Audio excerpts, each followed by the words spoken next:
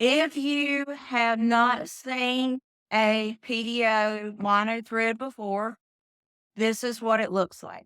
You have the PDO suture running through the cannula about the tip, and it's held in place by this cotonoid, or otherwise lovingly known as the marshmallow. When we insert this under the skin, this marshmallow has to come all the way to the hub. You'll see people, you get used to doing it on YouTube, and they're like, stick it in, stick it out, stick it in, stick it out. And they're not putting their finger over it. And, if it deploys, it deploys. That's no harm, no foul. But the problem is, if when you stick this in, if this marshmallow doesn't come all the way to the hub, it's not going to, may not release this suture. So when you pull the cannula out, you're pulling the suture out with it. Slide it under the skin, put your finger over the marshmallow, stuck all the way back to here. You just lay your finger over it and pull it out.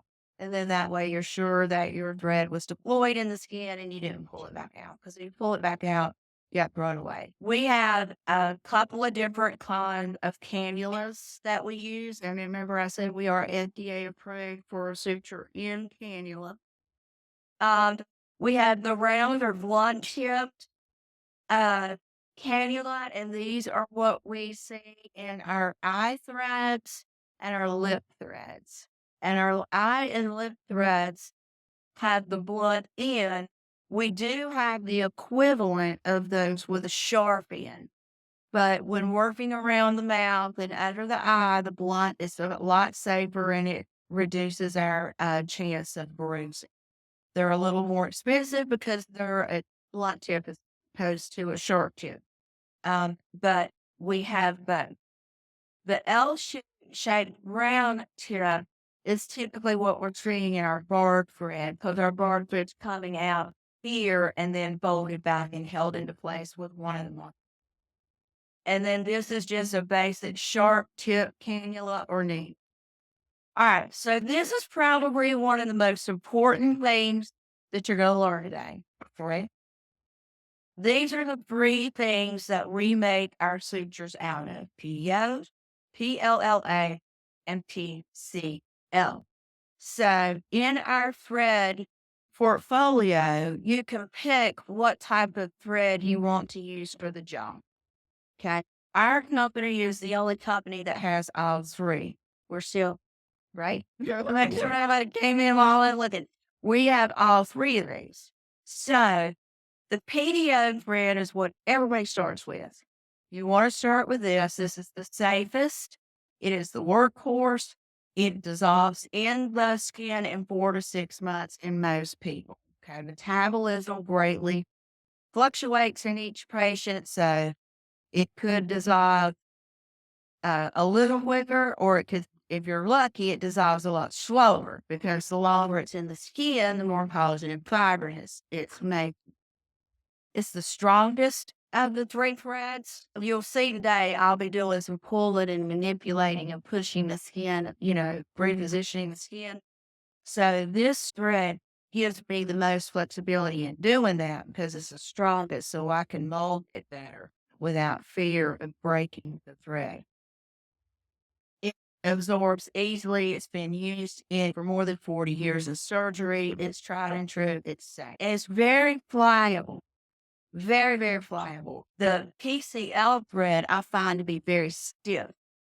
So this is a softer, even though it is a workforce and it's stronger. The tensile strength is stronger in this than the rest, but it's very pliable. The results don't last as long as the PCL. This one lasts about 18 to 24 months. So about a year and a half to 2 years is the end result, how long it lasts.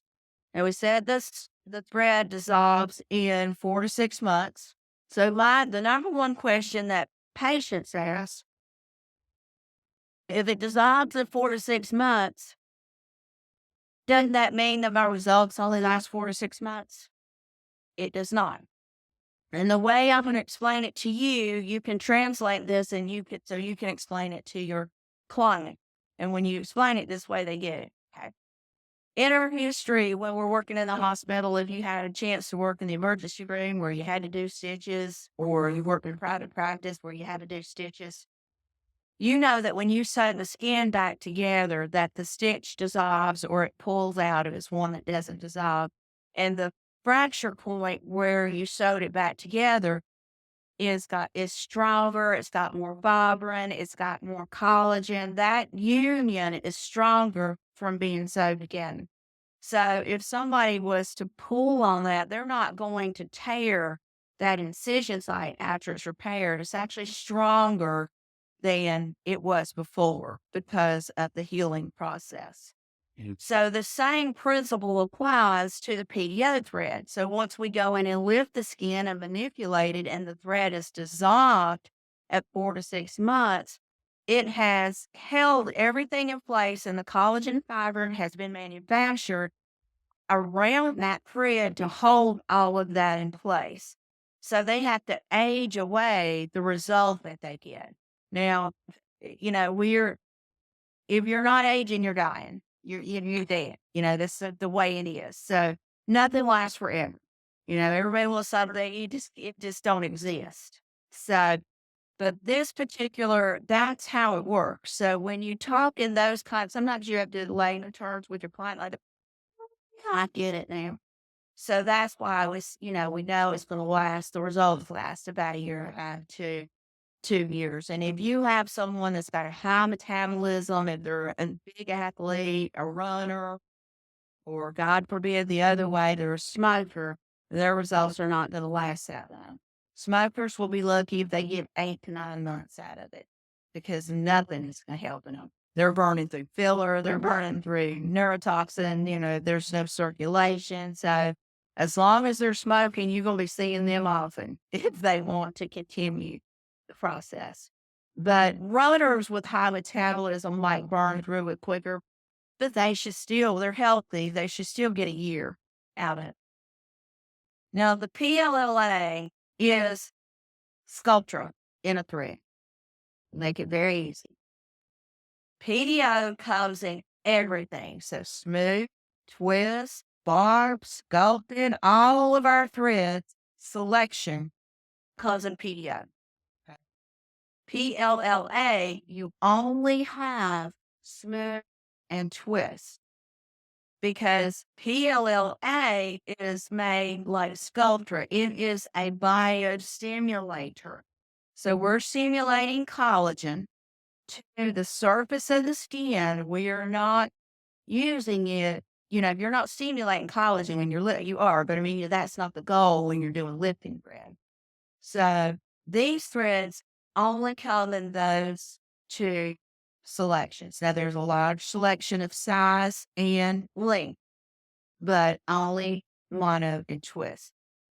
Now, this particular product is great for anywhere that you're wanting to biostimulate like you would Sculptra. We talked about Sculptra being so expensive. It's around $800 for 2 mLs, and you don't sell one syringe. One's not going to do too much for them. So it's very, very expensive, and we do have to rely on them to manipulate when they come home and they don't want to because it hurts. By using the threads, though they are more expensive than PDO, they're a whole lot less than a vial of Sculptra. So you can put those threads in selected areas and target areas and not have to result to using tubes and syringes. Okay. So it's a lot more economical to use and we don't have to rely on client movement. Now, why would I use a thread versus the liquid Sculptra? Okay. If I'm doing a procedure that the client has got plenty of money to spend and she wants Sculptra, because people are educated, they pick what they want. They might come in and say, I want this. My friend had it. I know it's going to cost me $6,000 or $7,000. I'm okay with that. Okay. We're going to do it for you. But that is liquid. So when we're flooding the dermal layer with that liquid with cannula, it's spreading out all through the face in a liquid puddle underneath the skin. whereas threads are selected. So we can do a hashtag in the temple. We can do hashtags over the face. We can select out places. You can't put sculpture under the eye, uh, but you can put a sculpture thread in crow's feet because it's not cool that's going to sink up here under the orbital rim.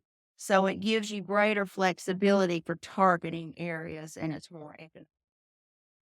Now, the PCL thread is lasts in the skin for 2 to 4 years. Okay. It's not as strong as the other chipping, and I find it to be very stiff. Its tensile strength is not as high as the PDO, so you can't manhandle that or you'll pop a thread. You have to be very finesse it. Why would I want to do that? Okay. Well, PDO, these are a whole lot more than these because they last longer. Okay. It's a more expensive product. But let's say I've been doing threads for a long time. I got a client, she comes and gets her face done every year and a half or so. And she's like, God, I really love the results of this. I wish I had a product. I wish I didn't have to have it done every year and a half. I wish I could go longer. That's the person I want to do the PCL because I've already know what I'm doing with her face.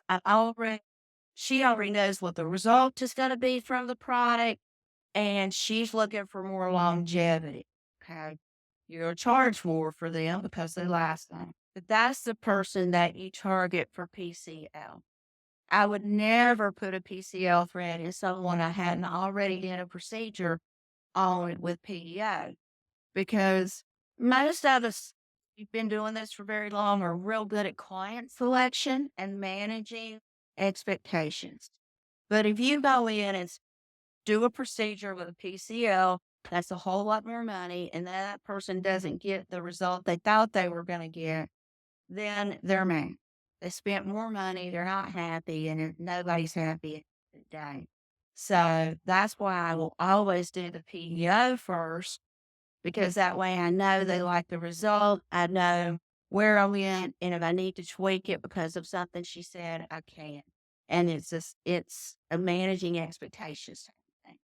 Also, if you're new to threads and you're just starting to do bark threads, I don't recommend that you start buying these until you've been doing a lot of them for about a year.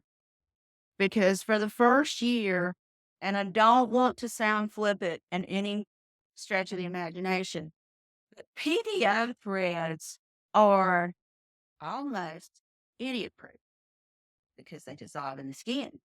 They rejuvenate collagen. There's no permanent damage that you can do here unless something horribly went wrong and you went down and hit a nerve in the muscle. And you should not be anywhere near there. So very rare that anything lasting can happen. Now, can you place a thread too shallow? Can you see it under the skin? Yes, you can. Can you place it too deep and it not get the result? Yes, you can. But as those, even if you place it too shallow and you can see it under the skin, it's going to dissolve in 4 to 6 months. So it's going to be gone. It's not going to be permanent. So you have a selection of tools for the job that you're going to do. Now, this is another common question that I have. People ask me is, well, what if I do it too shallow? Can I pull it out? You can, but you don't do that. Okay. If you put one too shallow, you should check your depth by tilting your cannula before you pull it out. But if you pull it out and it looks a little too shallow to you, chances are over the next month, the body's going to assimilate it and it's going to be fine. But let's just say you can melt the thread with RF microneedling. That is the easiest way to speed up the absorption of the thread and get rid of it in the client. Okay. You don't want to pull that thread out because if you have to pull that thread out, you're going to have to dig open that vector, fish around and find it. And then all those barbs are engaged. We don't want to, pulling them out. So that's very, very difficult. We don't want to do that. And it may be just a little small portion of the thread that you see. It's usually at the anchor, if you don't anchor good, or at the vector point where you went in, where you might have like what we call a mosquito bite, which means that the thread is underneath in the right plane, but you didn't trim it close enough. And so the end is poking at the end. So usually that dissolves too in about 30 days. But let's say that it doesn't, and they got a little mosquito bite. It's right here close to the hairline. Most clients don't care. You know, if I just took 15 years off of you and you got a mosquito bite right here, they could care less. But you do have that one, you got to care, and then every bunch is like, I can't have it. Well, then you only melt the end of it with the RF. You just melt that and you don't waste the whole thread. Now, the threads, we are going to see barbs today. We're going to be demonstrating those. But the smooth threads were what we're going to be working with a lot because you're going to be able to do these when you leave here today. The mono looks like a sewing thread. It's a tiny little straight thread that feeds the cannula and is held in place by our little marshmallow. Then you see next door, we have our screw or twist. Same thing, just a different name for it. And the thread goes through the cannula, wraps around it like a spring in a pin or a corkscrew. When this is inserted into the skin, we do a little quarter turn kind of clockwise and it unfurls that spring and it pushes the wrinkle up. So this is a volumizer. Together, I'd say if we're working on sleepers lines, we're going to go in with the screws. We're going to put one in each one of the sleepers line and push away. And then we're going to take the mono and run a hashtag this way over the top of it to hold everything in place and stimulate the collagen over the section of where the lines are. So vector-wise, you've got your vector can be used for all kinds of threads. Basically, we are going in and we're going into the dermal layer. We are in a cannula, whether it's sharps or blunt. We want it in the top of the dermal layer because at the top of the dermal layer is where we want to stimulate collagen and smooth the canvas of the skin. Whereas if we're working with a barb thread, we want to be down at this layer in the dermal layer. We want to be at the lower level because we want to push all of that up. So it's a little bit deeper, but they're both in the dermal layer. I love patterns, okay? We talked about we use the screw and the twist together. We're putting the screw in the wrinkle to push it up because the stretch marks. Stretch marks are exactly the same thing. That's what causes it. All the elastin is broken and you've got this going on. So wherever there's a valley, I'm putting one of those twists, slipping it in, and it pushes the wrinkle up. Okay. So with that being said, it doesn't matter if your wrinkle's going this way, or at an angle. You're going to put it in the wrinkle. So I go right into the wrinkle and I want to push that wrinkle up. So my hashtag may be, instead of like this, it may be a little like this because I want to get that wrinkle pushed up and then I'm securing it with the mono. So you have to let the skin talk to you.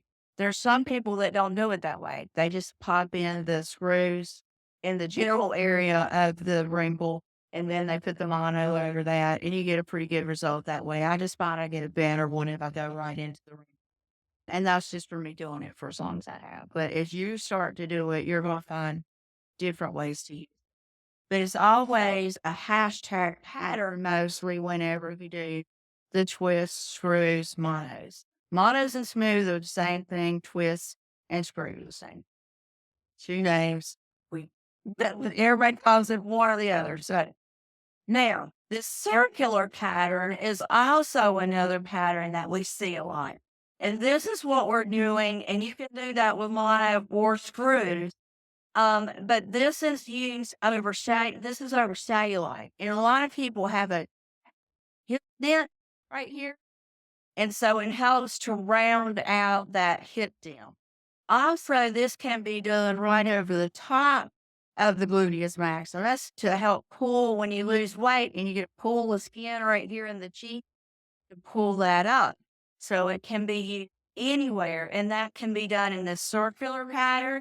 You can use the hashtag pattern, whatever makes sense to you. When you're trying to get more volume, like from a dented area, a large dented area, the circular pattern is going to be the best one to choose from because you're going in and you can get more screws around that circular and push it out. Whereas if it's more of a ripply flat area, the hashtag would probably work the best. It just depends. You have choice. So when you're working with your threads, you always want to double cleanse the area. Of course, if we're doing the body, you cleanse the area good with one of your HIPAA cleaners or one of those areas and then alcohol. Because basically all we're doing is inserting needles, but we're making a lot of little holes. So they close up right away. There's very little risk of infection unless you have somebody that's a picker, and so they're not handy. For the thread procedure, this is a list of what we go over. This is what we will need this when we do our hands-on training in office. But for smooth and screw twist, most of this is not necessary. But for barred thread, this is a comprehensive list of what would be needed on the training day for hands-on with barbs with all the procedure. Ice packs are great for swelling afterwards, Orica, because again, typically the only bad thing that can happen is a bruise. We need a topical numbing or lidocaine, injectable lidocaine. If you're doing the twist, usually topical numbing is enough because they're very shallow. I mean, it's a 30 gauge or 30 gauge typically to a 26 gauge needle for those threads. They're very small. So topical is usually all you need. It's just the initial prick of the needle that they feel. After that, the sliding of the needle in, feel much. So if you topical is quite enough for that. So we are going to light at the entry point where we're going to put the cannula in. Okay. And then you always want a handheld mirror when you're doing this because there's nothing more rewarding to do one side of the face and let your client see the split screen before you do the other side to get them excited. And then always, every client, every time we want for an act. I strongly recommend that you do this, especially when you're beginning and you've got some cool results and you're really psyched about it. Get those results and do it free or do it just the cost of breath while you're practicing and get them to sign that before and after consent form so that you can post and promote yourself online.